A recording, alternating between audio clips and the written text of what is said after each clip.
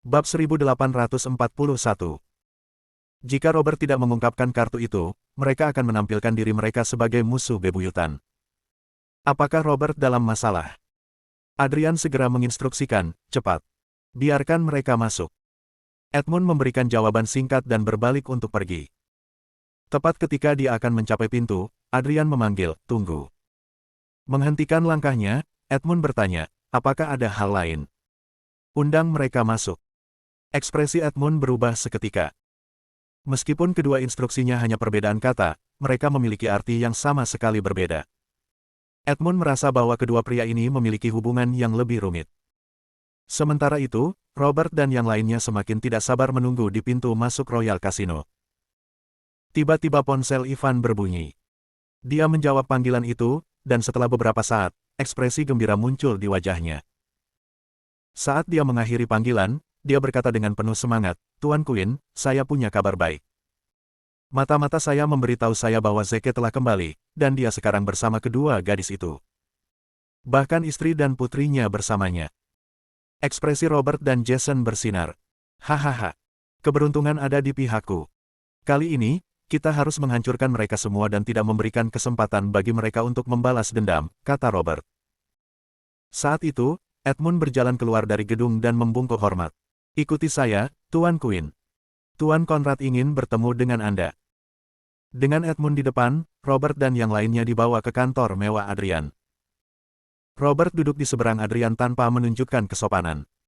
Jason, Ivan, dan Edmund, di sisi lain, berdiri dengan hormat di samping. Lagi pula, mereka tidak punya hak untuk duduk di hadapan dua orang kuat. Adrian mengarahkan pandangannya pada Jason dan Ivan, berkata, kalian berdua. Bisakah kalian meninggalkan kami? Mendengar kata-katanya, Robert melambaikan tangannya. Tidak perlu, Adrian. Mereka tahu tentang hubungan kita. Oh, Adrian mengangguk. Edmund, ambil koleksi daun teh terbaikku dan sajikan. Tidak apa-apa. Mari kita masuk ke bisnis. Aku tidak butuh teh, potong Robert. Oh, oke kalau begitu. Ada apa? Tanya Adrian.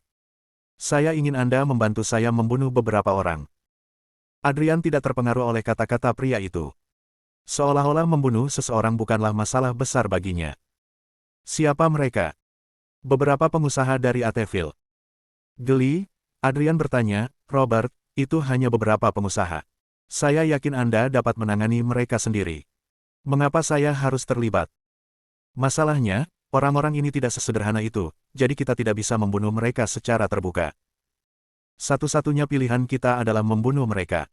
Selain itu, tidak boleh ada bukti yang tersisa. Kalau tidak, kita akan ketahuan. Titik. Satu-satunya orang yang mampu melakukan hal seperti itu adalah kamu.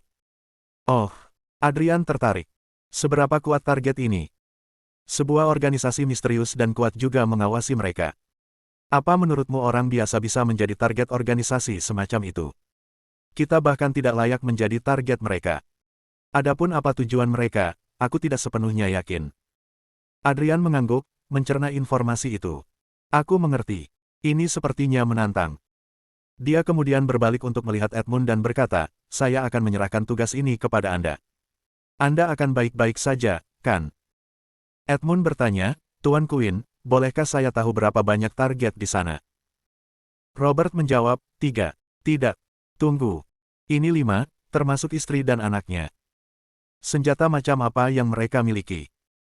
3 wanita dan gadis kecil itu seharusnya tidak bersenjata. Tapi saya tidak yakin tentang pria itu, kata Robert. Edmund tersenyum. 5 target. 3 wanita dan seorang gadis kecil. Bahkan anak buahku tidak akan bermasalah dengan misi ini. Jason mengingatkan, jangan pernah meremehkan lawan. Orang itu sangat cakap. Dialah yang melukai Ivan dan aku. Bab 1842. Edmund mengerutkan alisnya. Ivan, bahkan kamu tidak bisa mengalahkannya. Seberapa kuat orang ini? Apakah dia sudah mencapai level master? Saya tidak tahu tentang kemampuannya yang sebenarnya, jawab Ivan sambil menggelengkan kepalanya. Dia tidak pernah menyerang secara pribadi dan hanya menjebak kita dengan bom. Dia menghususkan diri dalam menggunakan bom, dan dia memasangnya begitu diam-diam sehingga kita tidak pernah merasakannya. Itu sebabnya kita jatuh ke dalam perangkapnya. Edmund menyunggingkan senyum dingin. Menggunakan senjata otomatis adalah trik paling tak tahu malu di dunia bawah. Bukankah mereka takut membuat dunia bawah marah dengan menggunakan senjata seperti itu? Pokoknya, jangan khawatir. Aku tahu persis bagaimana menghadapi bajingan seperti itu. Ini harus dilakukan dengan cepat.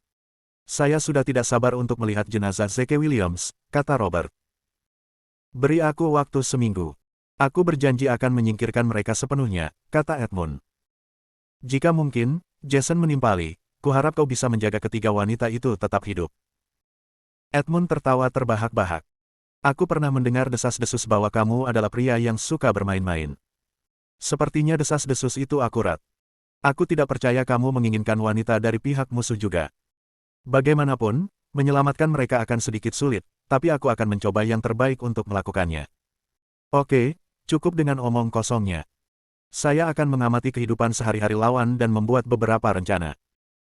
Sementara itu, Zeke telah memesan seluruh rumah sakit agar Nancy dan Dawn bisa dirawat. Pada saat yang sama, gedung itu menjadi pos komando sementara. Setelah memastikan bahwa Robert adalah orang di baliknya, Zeke segera mengirim beberapa mata-mata untuk mengepung United Group secara diam-diam dan mengawasi setiap gerakan sang mantan. Dia tidak berani bertindak gegabah karena takut mengejutkan musuh. Lagi pula, dia tahu Robert hanyalah kambing hitam yang digunakan oleh Wendy, pelaku sebenarnya. Namun, menurut mata-mata, wanita itu telah menghilang secara misterius. Bahkan Robert tidak bisa menghubunginya. Oleh karena itu, Zeke tidak punya pilihan selain memata-matai Robert untuk menemukan Wendy. Jika dia menyerang Robert secara terbuka, Wendy akan mengetahuinya dan tidak akan mengungkapkan dirinya lagi. Secara bersamaan, Zeke juga telah memindahkan beberapa spesialis metafisika dari ruang Cygnus untuk merawat Nancy dan Dawn di rumah sakit. Sangat mungkin Nancy dan Dawn diracuni oleh sihir atau cacing beracun, jadi tidak ada gunanya memiliki dokter lagi. Dia tidak punya pilihan selain mengundang spesialis dalam studi semacam itu untuk mendiskusikan rencana perawatan. Namun demikian, bahkan spesialis terbaik pun tidak dapat menemukan cara untuk merawat para wanita tersebut. Ini membuat Zeke sakit kepala. Hanya ada satu cara bagi para wanita untuk diselamatkan, yaitu mendapatkan bantuan Wendy. Bagaimanapun, dialah yang memulai masalah. Meskipun begitu, Zeke percaya bahwa Wendy tidak mungkin mengungkapkan dirinya sekali lagi karena motifnya adalah membuat kedua wanita itu tinggal bersamanya dan menghentikannya menuju Gunung Kus. Sekarang dia telah mencapai tujuannya, tidak ada gunanya dia muncul lagi. Setelah bereksperimen selama beberapa hari, Zeke menemukan bahwa para wanita tidak akan mengalami sensasi aneh selama dia berada dalam jarak 10 meter dari mereka. Karenanya, dia menghabiskan hari bersama mereka di ruangan yang sama. Pada malam hari, para wanita, termasuk Lacey dan Missy, akan tidur di kamar tidur, sementara Zeke akan menempati ruang tamu. Kamar yang mereka tempati sekarang adalah kamar sederhana yang direnovasi dari yang mewah. Itu tidak besar, tapi juga tidak kecil. Setelah menyuap seorang perawat dari rumah sakit, Edmund dapat mengumpulkan informasi tentang Zeke dan wanita lainnya. Ketika dia mengetahui bahwa Zeke telah tidur secara terpisah dari para wanita, dia memiliki rencana dalam pikirannya.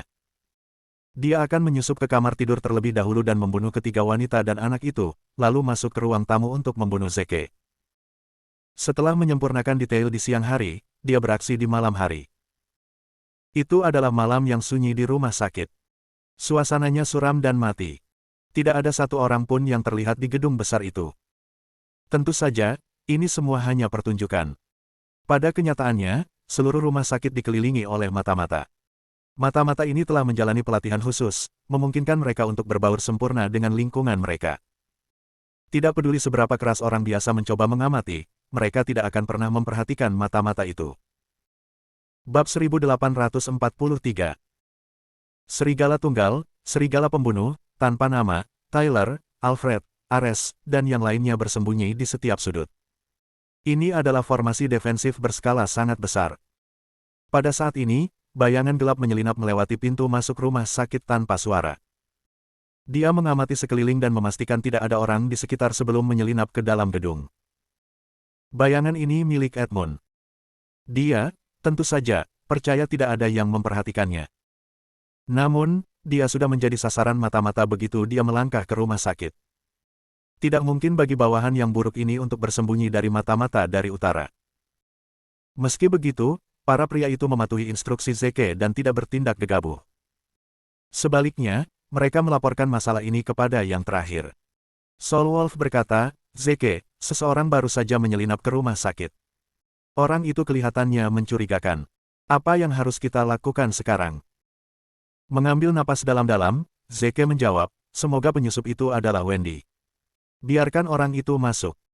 Oke, jawab serigala tunggal.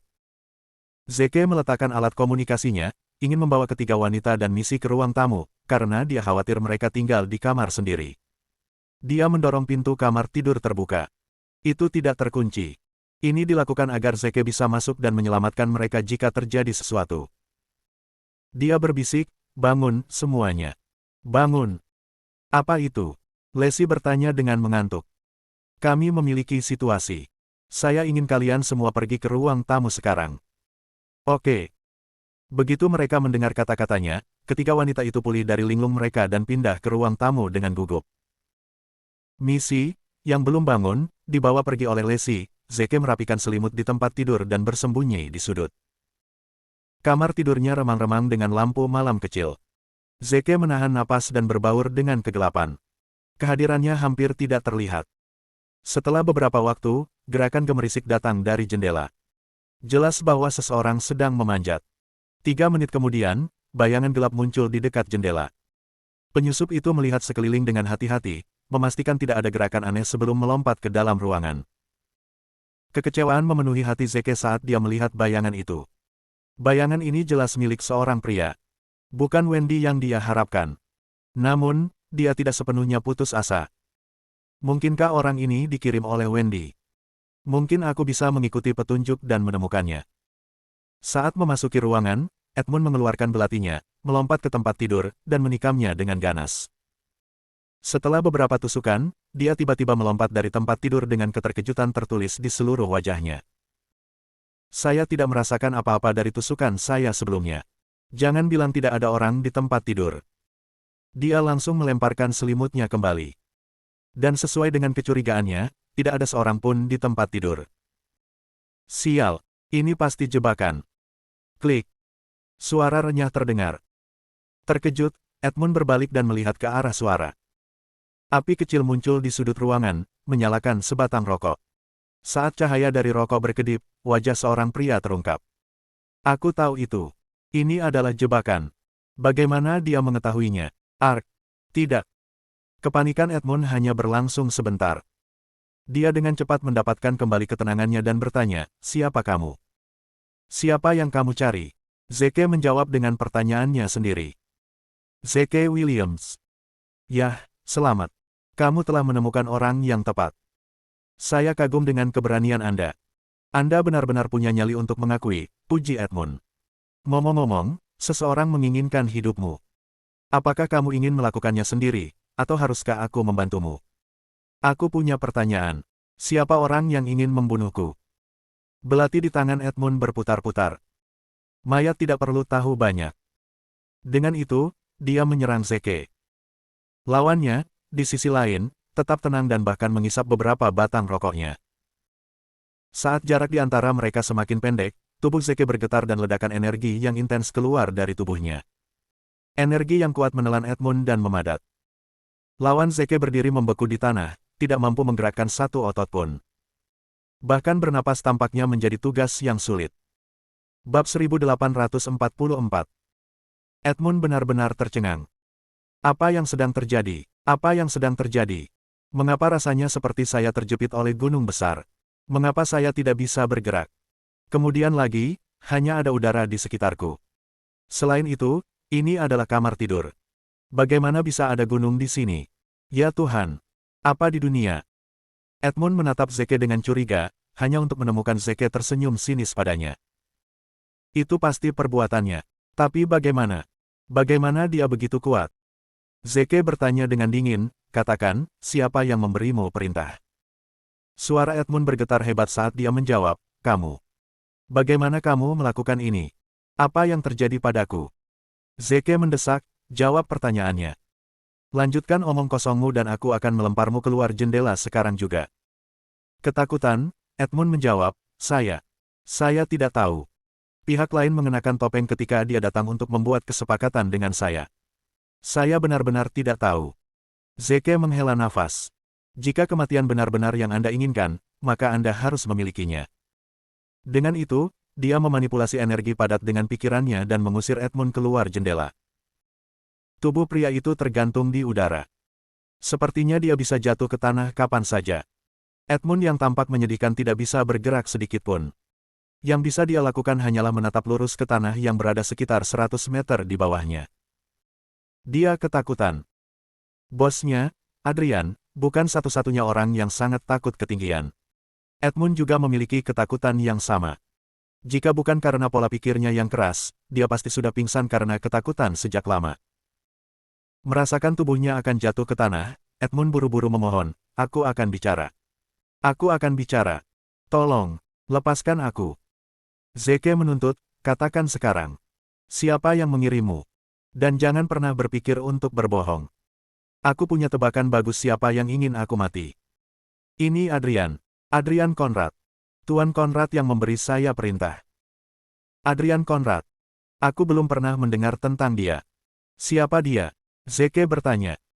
Dia pemimpin dunia bawah. Seorang tiran lokal, jawab Edmund. Aku tidak pernah menyinggung perasaannya, kita juga belum pernah bertemu. Mengapa dia ingin membunuhku? Ini Robert. Robert Quinn. Dia yang ingin kamu mati. Dia tahu kamu memiliki seseorang yang mendukungmu, jadi dia tidak berani membunuhmu secara terbuka. Sebaliknya, dia meminta bantuan Tuan Conrad untuk membunuhmu tanpa meninggalkan apapun. Bukti, Edmund mengaku. Zeke mendesis, "Robert Quinn.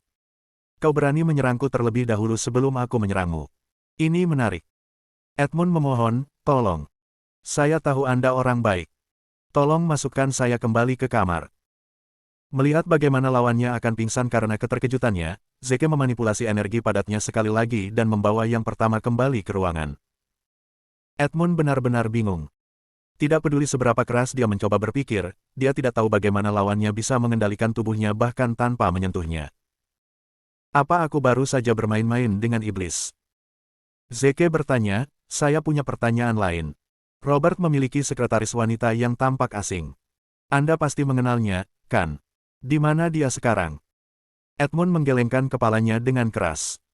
"Sekretaris wanita? Saya tidak tahu. Saya tidak tahu." Zeke mendengus. Dia memanipulasi energinya dan mengangkat Edmund ke langit-langit sebelum menjatuhkannya kembali dengan bunyi gedebuk. Retakan. Retakan besar terbentuk di tengah tanah. Edmund batuk darah dan bahkan kehilangan beberapa gigi. Dia merasa seolah-olah semua organnya telah rusak parah. "Bicaralah. Di mana sekretaris itu sekarang? Dan siapa dia?" Zeke menuntut. Edmund hampir menangis. Aku benar-benar tidak tahu. Maafkan aku. Aku akan membantumu mencari tahu tentang dia. Aku berjanji." Zeke mengangkat Edmund sekali lagi dan melemparkannya dengan keras ke tanah. Musim gugur ini hampir membunuh Edmund. Saat itu, pintu ditendang terbuka. Serigala tunggal, serigala pembunuh, dan yang lainnya berlari ke dalam ruangan. Begitu mata mereka tertuju pada Edmund, orang-orang itu meraung marah, "Beraninya kau mengacaukan saudaraku. Aku akan membunuhmu." Bab 1845. Zeke menghentikan serigala tunggal. Dia sudah memiliki rencana untuk menghadapi karakter kasar seperti Edmund Pieck. Edmund terperanjat melihat sekelompok orang bergegas masuk. Dia mengamati sekelompok orang dan akhirnya terpaku pada tatapannya pada serigala pembunuh. "Cosmopolis. Apakah Anda Jenderal Cosmopolis?" Saat melihat pria itu, Edmund bergidik ketakutan dan tergagap, "Jenderal Utara." Yang lain cukup terkejut menemukan bahwa Edmund benar-benar mengenali Jenderal Cosmopolis. Killer Wolf kemudian menatap Edmund dari ujung kepala sampai ujung kaki dan bertanya, "Siapa kamu? Bagaimana kamu mengenal saya?" Edmund diliputi ketakutan saat dia memastikan bahwa serigala pembunuh memang Jenderal Cosmopolis. Dia meratap dan berlutut di depan Killer Wolf. "Maafkan saya, Jenderal Cosmopolis. Saya telah mengetahui kesalahan saya." Semua orang menatap bingung pada Killer Wolf. "Apakah kamu melatih orang ini?" Faktanya, Killer Wolf juga bingung. Dia tidak tahu di mana dia pernah melihat Edmund sebelumnya dan bertanya, "Bagaimana Anda mengenal saya?" Edmund kemudian buru-buru menambahkan, saya telah melayani Anda sebagai Panglima Militer 3 tahun lalu, Jenderal Cosmopolis. Meskipun saya tidak bekerja di bawah Anda secara langsung, saya pernah menyaksikan kaliber Anda di parade militer. Killer Wolf sangat marah dan menghunus pedangnya. Kau benar-benar prajuritku. Sungguh memalukan. Lebih baik aku membunuhmu agar kau tidak lagi mempermalukanku. Edmund takut melampaui akalnya dan memohon belas kasihan. Zeke berhasil menghentikan Killer Wolf tepat pada waktunya dan berkata, lepaskan orang itu. Aku masih berguna untuknya. Edmund menangis saat dia sangat menyesali tindakannya. Jenderal Cosmopolis, saya tidak tahu bahwa Anda mengenal Zeke Williams. Jika saya mengetahuinya, saya tidak akan mengejarnya sejak awal. Serigala pembunuh mengirim pria itu terbang dengan tendangan dan berteriak, beraninya kamu memanggil Marsekal Agung dengan namanya. Apakah kamu memiliki permintaan kematian? Edmund bingung. Rahangnya jatuh karena dia tidak bisa mempercayai telinganya. Zeke Williams adalah Marsekal Agung. Telingaku pasti mempermainkanku. Dia merasa merinding di punggungnya dan bertanya dengan hati-hati, Jenderal Cosmopolis, apakah kamu mengatakan? Great Marshal. Killer Wolf mengumumkan, dia adalah Great Marshal, Zeke Williams. Edmund merasa pikirannya menjadi kosong dengan kata-kata Killer Wolf saat semua warna terkuras dari wajahnya. Zeke Williams adalah marsekal hebat. Saya bukan siapa-siapa, namun saya memiliki keberanian untuk mengambil nyawanya. Dia bisa menghukumku sampai mati 1000 kali dan lebih hanya untuk ini saja. Edmund merosot ke lantai setelah menyadari kesalahan besarnya. Pada saat itu, dia berharap dia mati saja.